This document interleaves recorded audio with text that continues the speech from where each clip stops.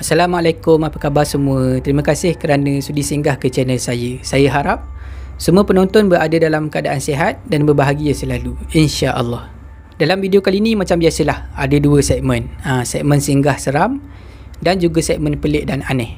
Dalam segmen singgah seram kali ini, saya nak ceritakan pengalaman yang dialami oleh seorang pelajar IPT semasa dia menyertai sebuah kem jati diri yang dijalankan di sebuah kem pedalaman di Sungai Perak.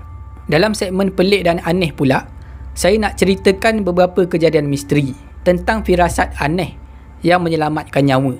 Tanpa membuang masa, jom kita teruskan dengan kisah yang pertama.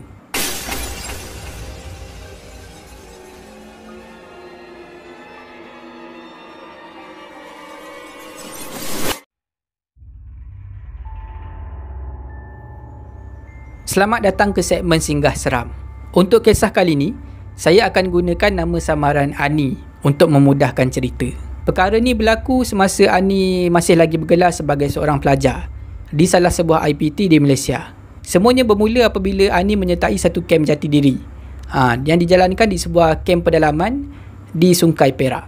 Bila Ani dan juga semua peserta dah sampai dekat kem sungai tu, diorang dibahagikan kepada beberapa kumpulan. Memang banyaklah aktiviti lasak yang dilakukan sepanjang kem tu. Memang satu pengalaman yang cukup berharga dan cukup menyeronokkan bagi Ani. Pada satu malam ni, semua peserta dikehendaki untuk menjalankan satu aktiviti. Aktiviti ketahanan minda. Masa tu semua peserta memang dah tahulah. Bila sebut aktiviti ketahanan minda ni, memang kena masuk hutan. Ani pada masa tu mula teringat kisah-kisah yang dia pernah dengar daripada kawan-kawan dia. Kawan-kawan dia yang pernah melakukanlah aktiviti ketahanan minda ni. Dan kebanyakannya adalah kisah-kisah cerita-cerita yang seram. Pada masa tu, semua kumpulan dipecahkan kepada kumpulan yang lebih kecil. Setiap kumpulan kecil tu terdiri daripada 5 orang ahli, 5 orang peserta. Kumpulan Ani pada masa tu semuanya perempuan. Dan ketua kumpulan Ani pada masa tu adalah Syira. Sebelum aktiviti ketahanan minda ni dimulakan, adalah seorang ustaz ni bagi sedikit briefing lah, sedikit pesanan. Ustaz tu nama dia adalah Ustaz Hisham. Ustaz Hisham ada bagi 3 pesanan pada masa tu. Pesanan pertama, semua peserta dinasihatkan untuk tidak berpecah. Pesanan kedua adalah mengenai mulut. Kalau nampak apa-apa yang pelik ataupun terdengar benda-benda pelik, tolonglah jangan tegur. Pesanan terakhir, pesanan ketiga adalah mengenai lampu. Setiap kumpulan kecil tu akan dibekalkan dengan satu lampu suluh. Dan lampu suluh tu akan dipegang oleh ketua kumpulan. Masa tu Ustaz Hisham pesan, lampu suluh tu hanya dibenarkan dipegang separas pinggang sahaja. Dan hanya dibenarkan untuk menyuluh ke arah jalan saja dekat depan. Dan tak dibenarkan sama sekali untuk menyuluh ke arah atas. Bila Ustaz Hisham dah selesai bagi taklimat, dah bagi nasihat tu, diorang semua pun mulalah melangkah. Melangkah berjalan masuk ke dalam hutan. Termasuklah kumpulan Ani. Pada masa tu Syira paling depan, Ani pula pada masa tu berjalan paling belakang. Saya lupa nak bagi tahu tadi. Setiap kumpulan kecil ni, dia tak akan lalu jalan yang sama. Maknanya setiap kumpulan kecil tu akan ada laluan masing-masing. Maknanya memang diorang ni tak akan bertembung lah. Diorang pun teruskan perjalanan. Syira yang dekat depan ni menyuluh lah. Menyuluh ke arah jalan denai. Jalan tanah merah yang sempit. Jalan tu hanya boleh muat sebiji motor saja. Memang sempit lah. Di kiri kanan penuh dengan pokok-pokok besar dan juga semak-semak yang tebal. Bila dah jauh masuk ke dalam hutan tu, tiba-tiba Ani yang duduk paling belakang ni terdengar seolah-olah ada orang panggil nama dia daripada arah belakang. Mula-mula Ani buat tak tahu je, sebab dia tahu setiap kumpulan ada laluan masing-masing. Maknanya memang tak mungkin lah dekat belakang dia ada kumpulan yang lain. Tapi suara tu berterusan memanggil nama Ani. Bukan sekali dua, berkali-kali suara tu memanggil nama Ani. Lama kelamaan Ani pun berhenti. Ani berhenti melangkah dan toleh ke arah belakang. Bila Ani toleh ke arah belakang, memang tak ada orang lah. Tak ada bayang dan tak kedengaran pun bunyi tapak kaki daripada arah belakang. Lama juga Ani berkeadaan macam tu, berhenti dekat situ. Lebih kurang setengah minit. Bila Ani tengok tak ada orang macam tu, keadaan gelap, bulu roma Ani mula meremang. Ani pun toleh balik dekat depan. Tapi bila Ani toleh dekat depan, dia dah tak nampak kawan-kawan dia. Ani pun mula berlari dengan harapan nak kejar baliklah kawan-kawan dia tadi. Tak lama lepas tu Ani pun berhenti melangkah. Ani berhenti pada masa tu sebab dekat depan dia sekarang ni ada 3 cabang. Jalan tu bercabang 3. Ani mula rasa panik pada masa tu. Sudah, aku nak ambil simpang yang mana ni? Pada masa tu, Ani cuba tumpukan perhatian. Dia cuba fokus, dia pasang telinga. Konon-kononnya nak dengar lah. Kalau ada terdengar suara kawan-kawan dia ataupun bunyi tapak kaki daripada 3 simpang tu. Tapi Ani tak dengar apa-apa pada masa tu. Yang dia dengar hanyalah bunyi cengkerik sahaja. Ani makin panik pada masa tu. Makin panik dan juga makin buntu. Dalam keadaan buntu macam tu, tiba-tiba Ani terdengar seolah-olah bunyi orang berjalan daripada arah dalam semak dekat kawasan tu. Kedengaran dengan sangat jelas. Bunyi ranting-ranting kayu kecil patah seolah-olah dipijak oleh sesuatu. Ani mula rasa takut pada masa tu. Ani takut kalau ada binatang buas, ada harimau ke ataupun beruang ke datang dekat dia. Ani dah bersedia nak lari pada masa tu. Tapi belum sempat Ani buka langkah nak berlari, tiba-tiba keluar seorang nenek tua daripada dalam semak yang tebal tu. Ani tak pasti sama ada dia perlu takut ataupun terkejut pada masa tu. Ani mula rasa pelik. Daripada mana pula nenek tua ni datang? Ada rumah ke dekat dalam hutan ni? Kelihatan nenek tua tu dalam keadaan tersenyum, terbongkok-bongkok berjalan menuju ke arah Ani. Nenek tua tu memakai baju kurung yang dah buruk dan memakai kain batik. Nenek tua tu kelihatan sedang memegang sebatang kayu yang dijadikan sebagai tongkat. Ani mula rasa seram sejuk pada masa tu. Dia tak pasti nenek ni manusia ke ataupun hantu. Dan pada masa yang sama Ani teringat kawan-kawan dia cakap kalau nak tahu orang tu manusia ataupun hantu, kena tengok dekat kaki dia.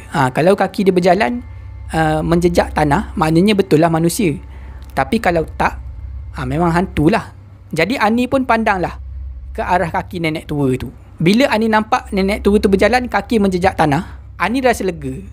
Betul lah, nenek ni manusia rupanya. Aku ingat hantu tadi. Bila nenek tu dah sampai dekat depan Ani, nenek tu pun tanya, anak buat apa dekat sini? Malam-malam macam ni sorang-sorang. Ani pun ceritalah dekat nenek tu. Dia ceritalah dia ada kem jati diri dekat situ. Lepas tu dia ada aktiviti ketahanan minda, berjalan dengan kawan-kawan dekat situ. Dan dia tersesat. Bila nenek tu dengar apa yang Ani cakap, nenek tu pun bagi tahu Ani, macam tu ceritanya. Tak apalah, kamu ikut je nenek. Nenek tahu dekat mana dia orang semua berada. Ani pun rasa lega lah pada masa tu. Nenek tu pun peganglah tangan Ani dan bawa Ani masuk ke dalam semak yang tebal. Si Ani ni pula ikut je nenek tu. Nenek tu kelihatan sangat lincah, sangat cekap menggunakan jalan-jalan yang ada dalam semak tu. Seolah-olah nenek tu dah biasa lalu dekat dalam semak tu. Sebenarnya pada masa tu Ani rasa risau juga dalam hati dia dan banyak persoalan yang bermain dalam kepala dia. Siapa nenek ni yang sebenarnya? Nenek ni datang daripada mana? Nenek ni buat apa seorang-seorang dalam hutan macam ni? Tapi rasa risau dan juga persoalan tu semua seolah-olah terpadam begitu saja. Terpadam sebab Ani dah mula boleh dengar suara kawan-kawan dia memanggil-manggil nama dia. Tak lama lepas tu, Ani pun nampaklah kumpulan dia. Rupa-rupanya kumpulan Ani ni dah patah balik. Sekarang ni dah berada di tempat dia orang mula-mula nak masuk ke hutan tadi. Tempat berkumpul tadilah. Rupa-rupanya nenek ni dah bawa si Ani ni lalu dalam semak tu menuju semula ke arah tempat berkumpul mula-mula tadi. Ani rasa sangat gembira pada masa tu. Dia pun berlari menuju ke arah kawan-kawan dia. Kawan-kawan Ani pun tanyalah apa yang dah berlaku. Ani pun ceritalah. Tadi masa masuk hutan tadi dengar ada orang panggil nama dia. Dia ceritalah semua. Lepas tu Ani ceritalah pasal nenek tua tu. Kawan-kawan Ani dah mula pandang lain macam ke arah Ani. Lepas tu salah seorang daripada kawan Ani bertanya, mana nenek tu? Nenek tu dah pergi ke mana? Ani pun pandang ke belakang.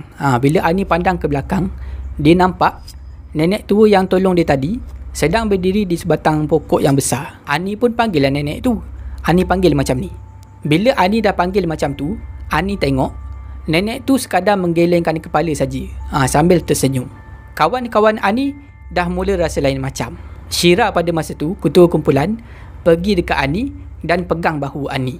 Dia tanyalah Ani, kau panggil siapa tu? Ani pun cakaplah dekat Syira, tu nenek dekat bawah pokok tu tak nampak ke? Ani pun ambil torchlight yang ada dekat tangan Syira dan disuluh ke arah bawah pokok besar tu. Lepas tu Ani cakap, tu nampak tak nenek tu? Berdiri dekat bawah pokok tu, takkan tak nampak? Kawan-kawan Ani pada masa tu dah mula menjerit ketakutan. Sebab Diorang semua tak nampak siapa-siapa pun dekat bawah pokok besar tu. Bila kawan-kawan Ani dah menjerit macam tu, keadaan mula menjadi kecoh. Tak lama lepas tu datanglah Ustaz Hisham. Ustaz Hisham tanyalah Ani dan juga kawan-kawan ni semua apa yang dah berlaku. Ani pun ceritalah daripada A sampai Z. Bila Ustaz Hisham dah dengar cerita daripada Ani dan juga kawan-kawan dia, Ustaz Hisham arahkan Ani dan juga kawan-kawan dia ni untuk balik semula ke camp. Dan aktiviti pada malam tu dibatalkan. Pada malam yang sama, masa Ani tidur pada malam tu, Ani dapat satu mimpi. Dalam mimpi tu nenek tua tu datang. Nenek tua tu datang berjumpa dengan Ani, ajak Ani ikut dia balik ke tempat dia lah. Ani pada masa tu menolak. Dia menolak dengan baik lah. Ani menolak sebab mak ayah dia dan juga adik-adik dia masih lagi ada. Takkanlah Ani nak tinggalkan darah daging dia sendiri. Tapi dalam mimpi tu, nenek tua tu berkeras memaksa Ani untuk ikut dia balik ke tempat dia. Bila nenek tu dah paksa macam tu, Ani mula menangis. Menangis-nangis sebab tak nak ikut nenek tua tu. Tiba-tiba Ani rasa bahu dia digoncang. Dan Ani pun tersedar. Bila Ani dah terjaga, Ani tengok di sekeliling katil dia penuh dengan peserta. Peserta ni semua bagi tahulah dekat Ani apa yang dah berlaku. Diorang bagi tahu Ani ni dalam tidur tiba-tiba meracau-racau. Meracau-racau dan menangis-nangis. Tak berapa lama lepas tu, tiba-tiba kedengaran ada seorang pelajar menjerit. Pelajar perempuan lah. Jadi Ani dan juga peserta lain ni bergegaslah berlari menuju ke arah pelajar perempuan yang menjerit tu. Pelajar perempuan yang menjerit tu cakap dia nampak ada kelibat seorang nenek tua berdiri di luar pintu bilik. Tapi dia nampak kelibat nenek tua tu sekejap saja. Sebelum kelibat nenek tua tu gaib. Lepas seorang dah kena, malam tu 5 orang lagi kena. Malam tu ada 6 orang pelajar perempuan histeria. Ani tak pasti sama ada kejadian histeria yang berantai tu berpunca daripada nenek yang dijumpa dalam hutan tadi ataupun makhluk lain. Nasib baik pada malam tu, ustaz dan juga ustazah berjaya pulihkan balik pelajar-pelajar yang kena histeria ni. Keesokan harinya, semua pelajar diarahkan untuk balik. Balik ke rumah masing-masing. Sedangkan jadual asalnya, camp tu masih berbaki 2 hari. Ustaz Hisham jelaskanlah perkara tu kepada semua peserta. Katanya, pihak pengurusan tak nak ambil risiko. Pihak pengurusan tak nak kejadian histeria macam malam tu berulang lagi. Pada mulanya, Ani fikir bila dah balik ke rumah, dah tinggalkan camp tu, dah habislah cerita tu. Tapi Ani tersilap.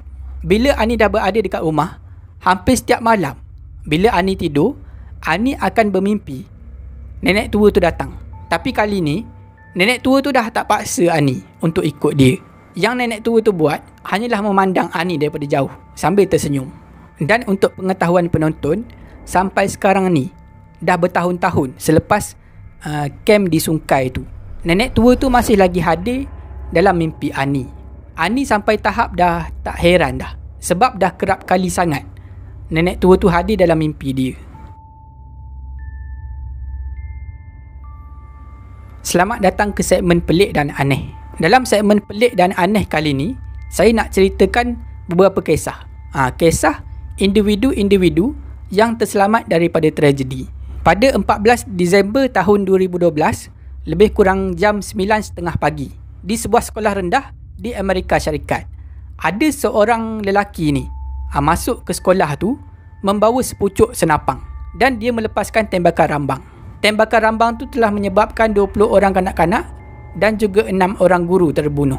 Sebenarnya, lelaki yang melepaskan tembakan rambang ni adalah anak cikgu. Salah seorang cikgu di sekolah tu. Mak dia adalah cikgu. Dan sebelum dia datang ke sekolah tu buat tembakan rambang tu, dia dah bunuh mak dia di rumah. Bila pihak polis buat serbuan dekat rumah dia nak tangkap dia, tengok-tengok dia dah mati. Dia dah bunuh diri dengan cara menembak diri sendiri. Sementara tu, ada seorang kanak-kanak yang berusia 6 tahun bernama Logan. Logan Dreyer.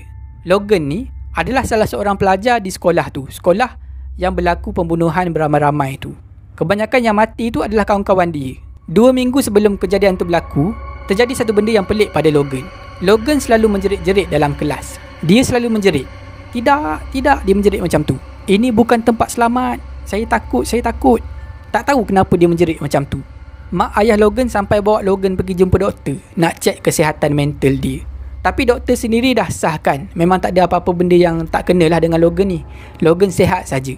Tapi disebabkan risau tengok Logan berkeadaan macam tu, pihak sekolah bagi Logan cuti selama seminggu. Masa Logan bercuti dekat rumah tu, kawan-kawan Logan ni adalah datang ke rumah.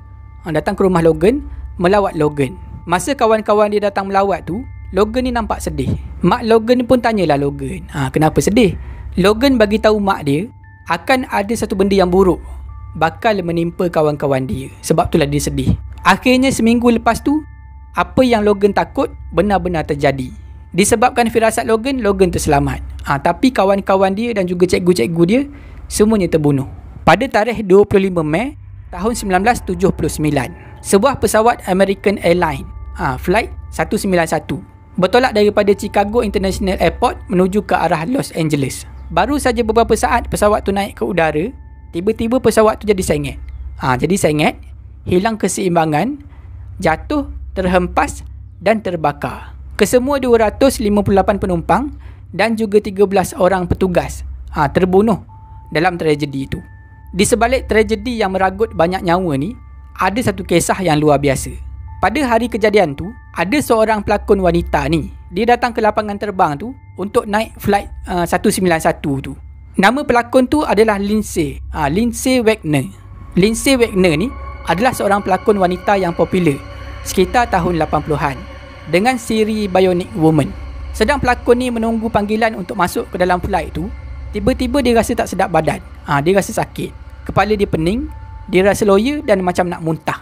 Semakin hampir dengan waktu penerbangan, semakin pening pelakon ni. Semakin pening dan semakin loya. Akhirnya pelakon wanita ni batalkan rancangan dia untuk naik pesawat tu. Pesawat American Airlines Flight 191. Dia pun mulalah tinggalkan airport tu untuk pergi dapatkan rawatan. Tapi yang peliknya, selepas dia keluar daripada kawasan airport tu, tiba-tiba sakit dia hilang. Hilang dengan mendadak. Tiba-tiba dia jadi sihat. Macam tu je. Dan tak lama lepas tu, tragedi itu berlaku. Pada 20 Oktober tahun 1977, ada satu kumpulan rock di Amerika Syarikat menaiki pesawat daripada selatan Carolina menuju ke arah Louisiana, USA. Kumpulan rock ni naik pesawat pada masa tu sebab dia ada persembahan, pertunjukan di Louisiana tu. Tapi malangnya, pesawat tu terhempas di satu kawasan hutan paya di Mississippi. Antara yang terbunuh pada masa tu adalah penyanyi utama kumpulan tu, 2 orang pemain gitar, pembantu pengurus kumpulan rock tu dan juga 2 orang pilot. Semuanya terbunuh. Kisah ni sama macam kisah tadi. Dalam keadaan tragedi ni, ada satu kisah yang luar biasa. Salah seorang anggota kumpulan rock ni terselamat daripada nahas tu sebab dia tak ikut kumpulan dia naik pesawat tu pada hari kejadian. Nama dia adalah Jojo. Jojo Billingsley. Jojo ni sebenarnya dia dalam proses pemulihan. Proses pemulihan ketagihan alkohol dan juga dadah. Disebabkan program pemulihan tu lah, Jojo tak ikut naik pesawat tu. Sehari sebelum nahas tu berlaku, Jojo dapat mimpi. Dalam mimpi dia nampak ada satu pesawat ni terhempas di satu kawasan hutan paya. Disebabkan Jojo ni risau, dia pun telefonlah pengurus kumpulan rock dia tu. Dia bagi tahulah apa yang dimimpi tu. Jojo pun bagilah cadangan. Cadangan supaya pengurus dia batalkan penerbangan pada hari tu. Tapi pengurus kumpulan tu tak endahkan mimpi Jojo tu. Pengurus tu anggap apa yang Jojo cakap tu hanya sekadar gurauan. Tapi malangnya, mimpi Jojo tu betul-betul menjadi kenyataan dan meragut nyawa kawan-kawan dia. Pada bulan April tahun 1912, ada satu keluarga kaya ni. Nama keluarga tu adalah Cardeza. Keluarga kaya ni ada seorang orang gaji. Nama dia adalah Anna Watt. Keluarga kaya ni memang orang Amerika lah. Anna ni pula, dia asal Scotland. Kemudian berhijrah ke Amerika menjadi orang gaji. Keluarga Cardeza ni, keluarga kaya ni, walaupun diorang ni kaya raya, diorang layan orang gaji diorang, si Anna ni, dengan sangat baik. Pada satu hari ni, keluarga Cardeza nak ikut satu pelayaran yang sangat mewah. Diorang nak naik kapal lah pada masa tu. Kapal tu tak lain tak bukan adalah kapal Titanic. Jadi pada masa tu, keluarga Cardeza ni ajaklah Anna sekali, orang gaji dia, untuk turut serta naik kapal Titanic tu bersama-sama dengan diorang. Tapi Anna menolak. Menolak dengan baik lah. Katanya dia ada firasat yang buruk. Mengikut firasat Anna, pelayaran sulung kapal Titanic ni tak akan sampai ke destinasi tujuan dia.